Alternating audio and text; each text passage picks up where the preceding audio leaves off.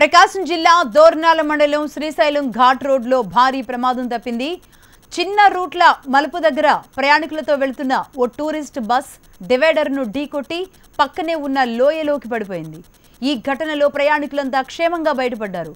Driver అప్రమత్తతతో పెను ప్రమాదమే తప్పింది. ఇప్పుడు నిద్రలేసారు తెలియదమ్మా తెలుసా అవును భయపడతారు ఏమైతే కిందకి వస్తే. దీనికి సంబంధించిన మరిన్ని డీటెయిల్స్ మా ప్రతినిధి రాజేష్ అందిస్తారు ఒంగోలు నుంచి. రాజేష్, చూస్తున్నాం లోయలోకి పడిపోయిన ఒక టూరిస్ట్ బస్ కానీ పెను ప్రమాదం నుంచి బయటపడినట్టుగా తెలుస్తోంది. అసలు ఎలా జరిగింది ఈ ప్రమాదం?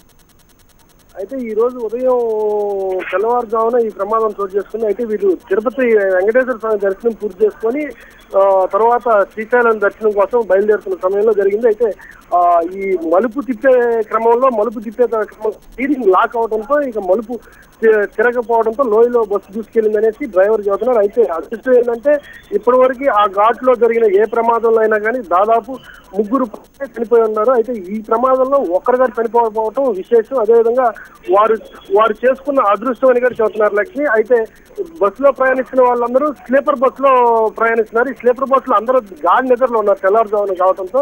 ఒక్కసారి లోయలోకి బస్సు పడడంతో పూర్తి స్థాయిలో పడకపోవడం కూడా ఒక అదృష్టం అని చెప్పుకోవచ్చు. అక్కడ ఉన్న సైడ్ వాళ్ళు ఆపటం, దాని డివైడర్ ఢీకొని డివైడర్ ను అడ్డుకోవడంతో డివైడర్ ను ఆపేసింది. వెనక చక్రాలు ఏవైతే ఉన్నాయో బస్ కి ఆ వెనక చక్రాలు డివైడర్ ను ఆపడంతో పెను ప్రమాదం తప్పింది. లేకపోతే ఆ డివైడర్ కూడా డ్యామేజ్ అయ్యి విరిగిపోయి ఉంటే అసలు ప్రమాదం పూర్తి స్థాయిలో ఉండేది. అసలు ఏ ఒక్కరు కూడా దక్కే పరిస్థితి కాదు. అయితే ప్రయాణికులందరూ మహారాష్ట్రకు చెందిన వాళ్ళు ప్రయాణికులందరూ గడిచిన వారం రోజుల క్రితం మహారాష్ట్ర నుంచి బయలుదేరి విజయవాడ కనకదుర్గ దర్శనం పూర్తి చేసుకుని అదేవిధంగా దారిలో ఉన్న దేవస్థానాలు ఏవైతే ప్రముఖ దేవస్థానాలు ఏవైతే ఉన్నాయో ఆ దేవస్థానాల్లో దర్శనాలు పూర్తి చేసుకుని చివరిగా శ్రీశైలం దర్శనం పూర్తి చేసుకున్నారు. అయితే ఈ శ్రీశైలం దర్శనం పూర్తి అయితే ఈ రోజు సాయంత్రం మహారాష్ట్ర తిరిగి వెళ్లే పరిస్థితి కూడా వారికి ఉంది లక్ష్మి.